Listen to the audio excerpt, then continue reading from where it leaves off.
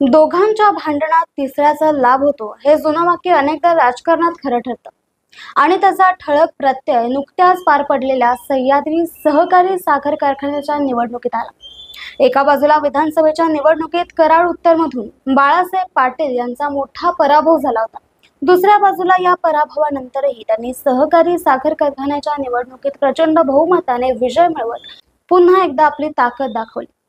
कराड उत्तर विधानसभा मतदारसंघात भारतीय जनता पक्षाचे उमेदवार मनोज घोरपडे यांनी बाळासाहेब पाटील यांचा 43,691 मतांनी पराभव केला होता। इतका मोठा फरक असूनही पाटील यांनी हार मानली नाही। त्यांच्या नेतृत्वाखाली सह्याद्री साखर कारखाना निवडणूक ही एक नवा रंगमंच ठरली, जिथे त्यांनी आपली संघटन शक्ती, जनाधार आणि राजकीय परिपक्वता पुन्हा सिद्ध केली। सह्याद्री साखर कारखान्याच्या निवडणुकीत भाजपचे आमदार मनोज घोरपडे आणि भाजपचे जिल्हाध्यक्ष धैर्यशील कदम यांच्यातील अंतर्गत मतभेद उघडपणे समोर आले। दोघांनीही बाळासाहेब पाटील यांच्या विरोधात स्वतंत्र 2 पॅनल उभे केले। हे पॅनल एकत्र लढले असते तर निवडणुकीत चित्र वेगळं असू शकलं असतं। मात्र यामुळे विरोधकांची मते विभागली गेली आणि सत्ताधारी बाळासाहेब पाटील यांच्या पॅनलला थेट फायदा झाला। बाळासाहेब पाटील यांच्या गटाने त्यांच्या नेतृत्वाखाली एकसंध लढा दिला। त्यांनी प्रचारादरम्यान कारखान्याच्या प्रगतीचा आलेख, पारदर्शक कारभार आणि सभासदांच्या हिताचे निर्णय मांडले।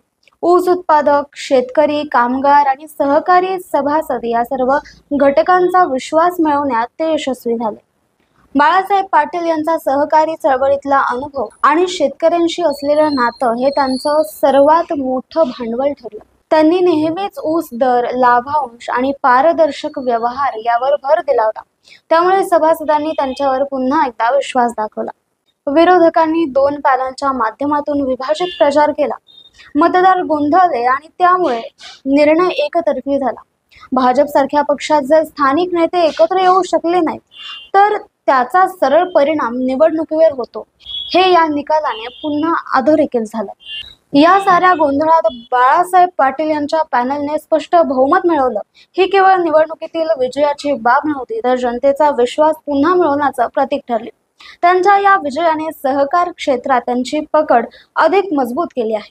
सह्याद्री साखर कारखाना निवडणूक हे उदाहरण आहे की राजकारणात केवळ मतं नाही तर नातं जिंकावं लागतं। विधानसभा पराभवाच्या पार्श्वभूमीवर बाळासाहेब पाटील यांचं हे यश फार महत्त्वाचं आहे।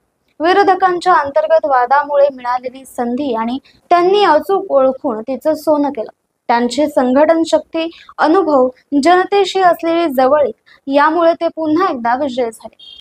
आजही सहकारी चळवळ ही राजकारणाचा एक महत्त्वाचा अंग आहे आणि सह्याद्री निवडणुकीतला हा अनुभव भविष्यातील राजकीय समीकरणांवर निश्चितच परिणाम घडवणारा ठरेल।